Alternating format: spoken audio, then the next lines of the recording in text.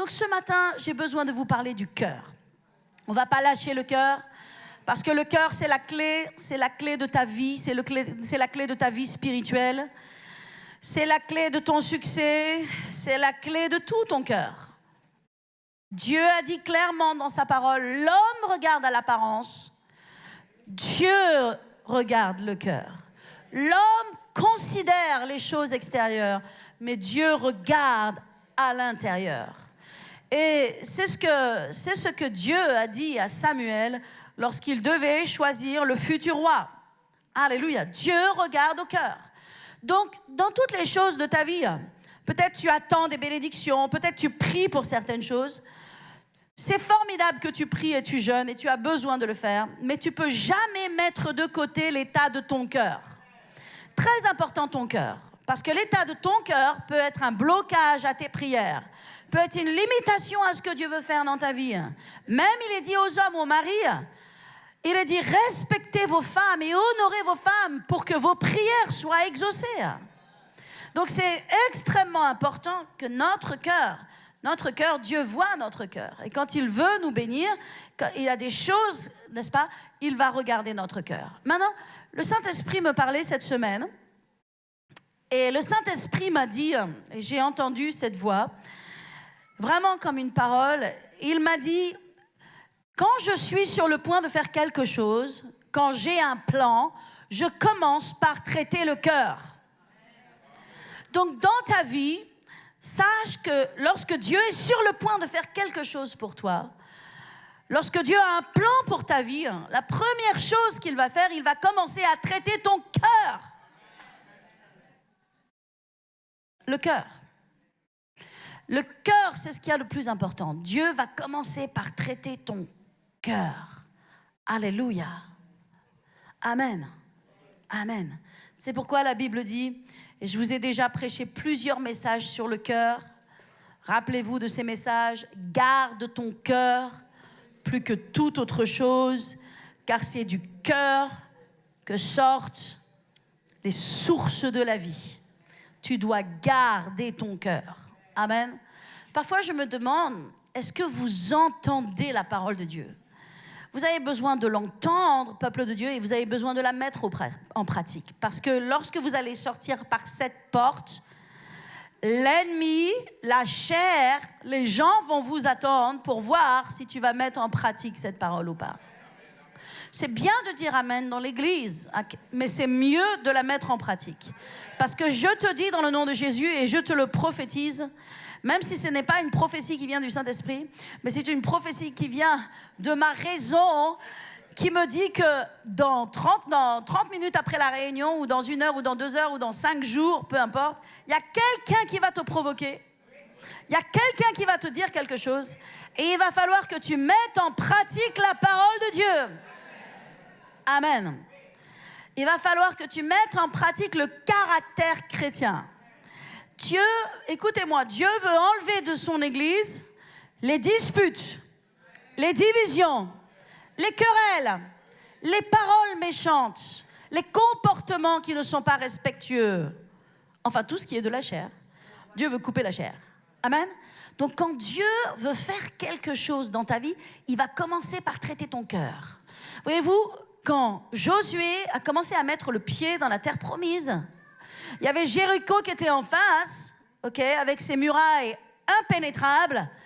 Et qu'est-ce que Dieu a fait? Dieu a parlé à Josué. Dieu a dit à Josué, Josué dit à tout le peuple qu'il doit être circoncis.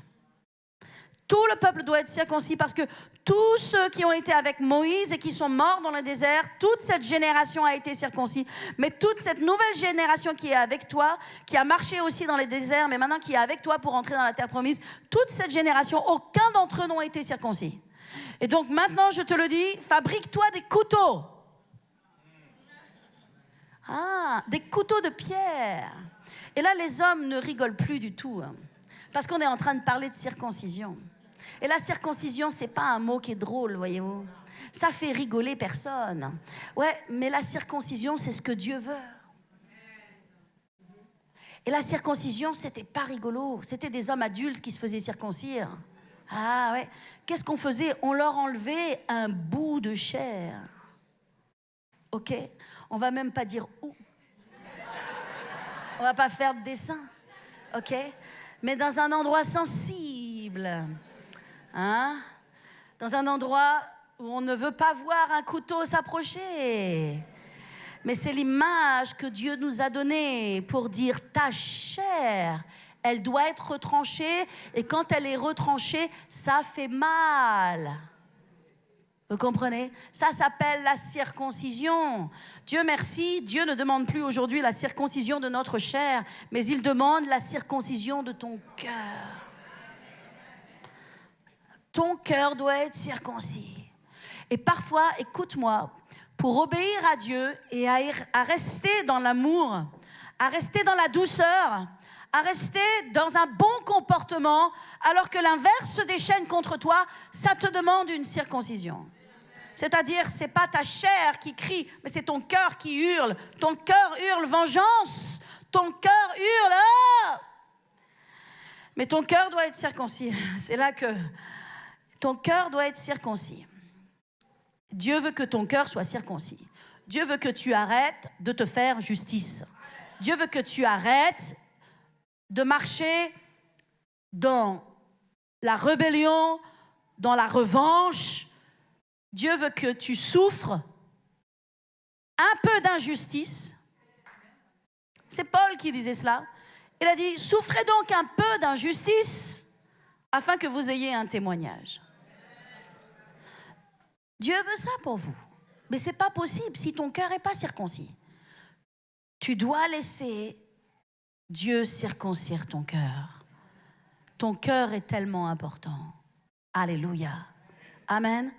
Donc Dieu a dit à Josué, sanctifiez-vous, car demain, je ferai de grandes choses parmi vous. Amen. Premièrement, Dieu a dit à Josué, sanctifiez-vous, car demain, je ferai de grandes choses parmi vous. Deuxièmement, qu'est-ce qui s'est passé? Il leur a dit que le peuple soit circoncis. Troisièmement, l'ange de l'Éternel est apparu. Et il a dit, je suis le commandant de l'armée de l'Éternel. Maintenant, me voici. Alléluia. J'arrive. Et nous savons que l'ange de l'Éternel est venu. Et c'est grâce à cela que les murailles de Jéricho sont tombées et qu'ils ont eu cette tellement grande victoire. Il y a des victoires qui vont venir dans ta vie par la circoncision de ton cœur. Alléluia. Amen. Amen. Quand tu vas accepter d'être confronté avec la présence de Dieu, je vais vous dire une chose, la présence de Dieu, elle te dénude. Devant Dieu, nous sommes nus. Notre cœur est nu. C'est pourquoi on a tellement besoin de la louange. On a tellement besoin de la présence de Dieu. Parce que la présence de Dieu t'expose à Dieu. Et la présence de Dieu est un miroir. Et elle montre qui tu es.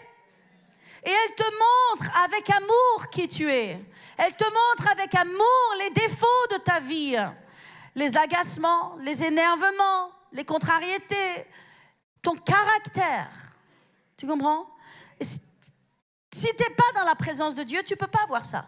Et donc, tu penses que tu as raison, tu penses que tu es juste et tu continues dans ta façon de faire et dans ta façon d'agir. Mais quand tu es confronté par la présence de Dieu, tu pleures. Tu pleures. Alléluia. Je vais vous dire une chose, ce n'est pas quelque chose d'anormal de pleurer dans la présence de Dieu. Amen. Les larmes sont l'épreuve d'un brisement.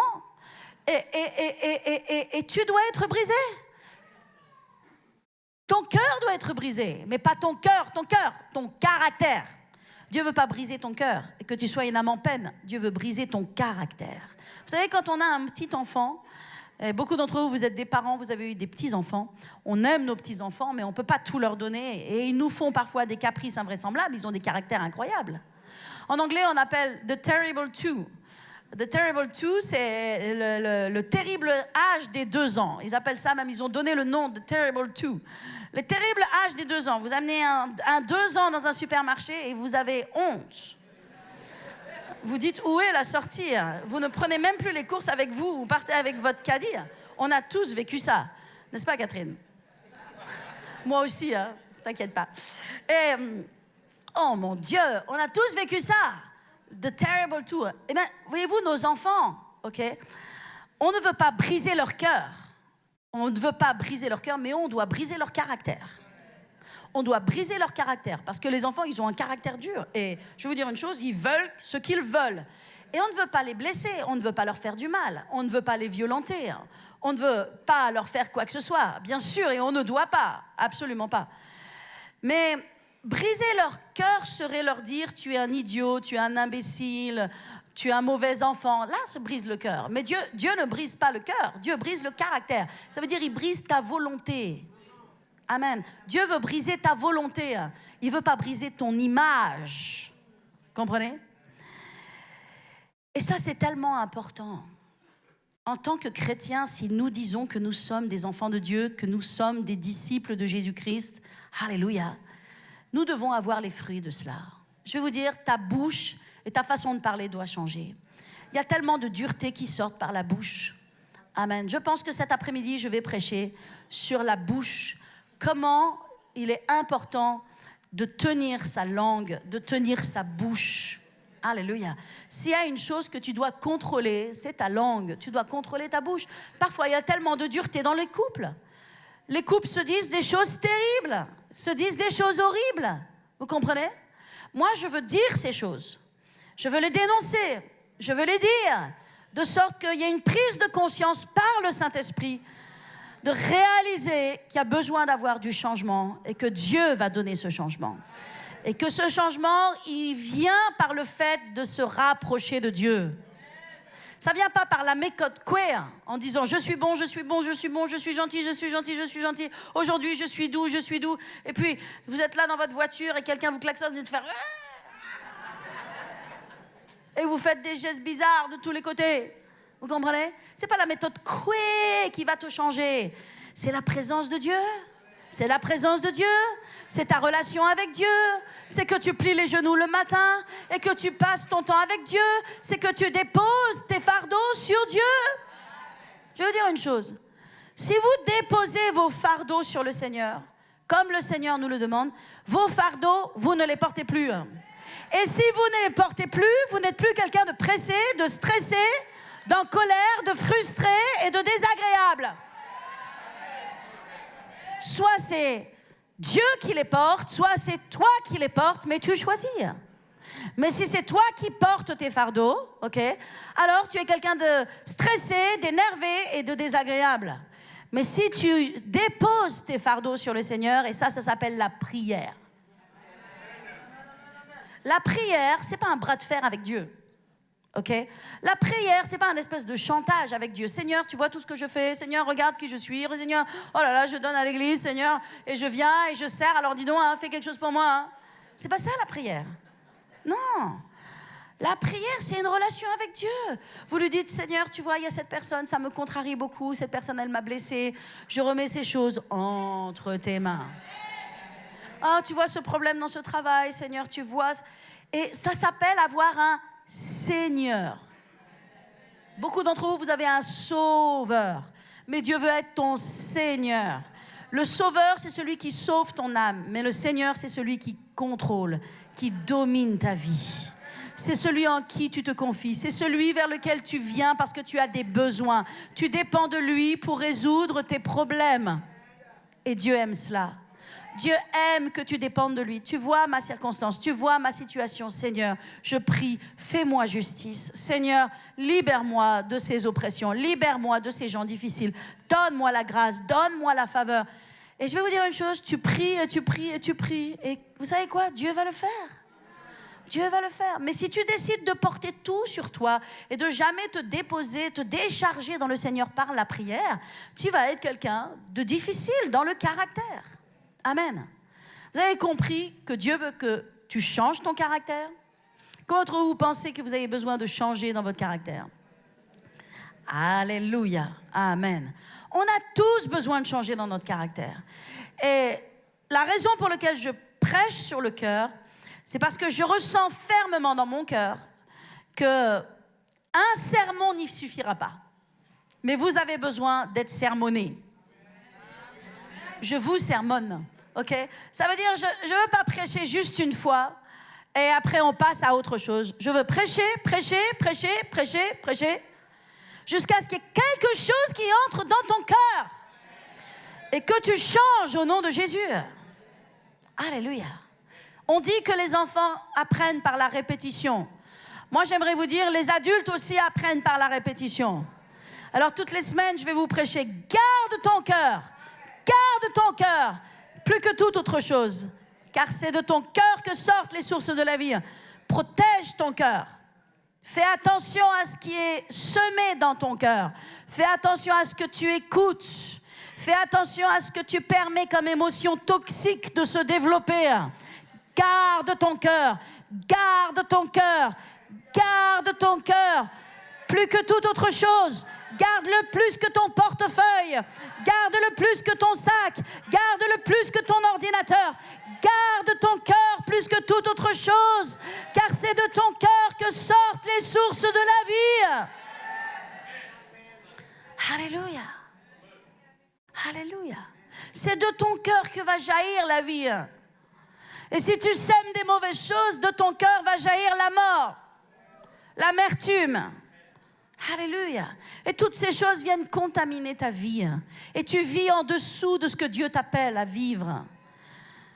Alléluia. À chaque fois que tu décides de vivre dans l'amour, tu vis au niveau de la vie que Dieu a prévue pour toi. Tu vis la classe. Vous savez, les gens qui marchent dans la paix, ils sont classe. Les gens qui marchent dans l'amour, ils sont classe. Vous comprenez? Les gens qui gardent leur caractère, qui ont une bonne attitude, ils sont élégants. Et je vais vous dire, l'élégance, c'est pas la robe que tu portes. Et c'est pas les chaussures que tu mets à tes pieds. Et c'est pas le Christian Dior que tu peux avoir autour du cou. L'élégance, c'est le caractère.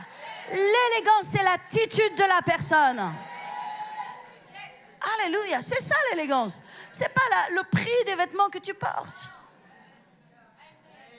Alléluia. L'élégance, la classe, c'est l'attitude. C'est ça la classe. C'est l'attitude d'une personne. Lorsqu'elle est provoquée, lorsqu'elle est confrontée, ou toute espèce de chose, c'est ça l'élégance. Amen. Et Dieu veut que tu sois élégant, mon frère. Et Dieu veut que tu sois élégante, ma sœur. Amen. Dieu veut que tu sois une princesse. C'est pourquoi Sarah, Dieu a dit, tu s'appelleras plus Sarai, mais tu t'appelleras Sarah, c'est-à-dire princesse avec Dieu. Tu seras une princesse. Alléluia. Et c'est ce que Dieu veut que tu sois. Et je m'adresse particulièrement aux femmes maintenant. C'est ce que Dieu veut que tu sois. Dieu veut que tu sois une princesse. Alléluia. Est-ce que je parle à quelqu'un ce matin? Est-ce que je parle à votre cœur ce matin? Est-ce que j'ai le droit d'être en colère selon Dieu? Est-ce que j'ai le droit de m'insurger et de dire non?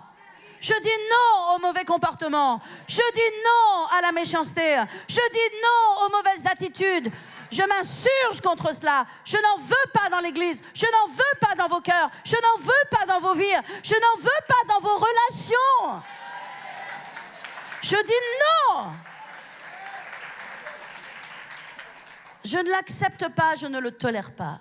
Je veux que dans l'Église et dans la vie des enfants de Dieu, il y ait de l'élégance. Je veux qu'on se parle avec classe, avec gentillesse, avec respect. Je veux de la douceur, je veux de la prévenance. Alléluia. Je veux qu'on considère l'autre comme au-dessus de soi-même. Voilà ce que je veux. Et voilà ce que la parole de Dieu veut. Et c'est comme ça qu'on pourra gagner le monde. C'est ce que Jésus a dit. Il a dit, aimez-vous les uns les autres et le monde saura. Alléluia. Et le monde saura que nous sommes enfants de Dieu. Amen. Aimons-nous les uns les autres. Et le monde verra. Le monde verra Jésus. Alléluia. Amen. Écoutez, peuple de Dieu, faites disparaître vos passions.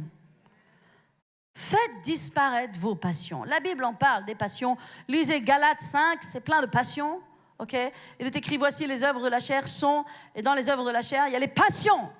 Faites disparaître vos passions. Amen. Qu'est-ce que ce sont les passions? Ce sont toutes les agitations, les passions. Faites disparaître vos passions. Amen. Dieu ne vous appelle pas à des passions. Soyez passionnés de Dieu. Alléluia, soyez passionnés de Dieu. La seule personne de qui vous devez être passionné, de Dieu. Votre meilleur ami, c'est Dieu. Au moins, vous ne serez jamais déçus de personne. Mettez pas votre amour, votre affection dans des gens. Les gens vous décevront. Mettez pas tout votre dévolu sur des gens. Soyez passionnés de Dieu, soyez attachés à Dieu.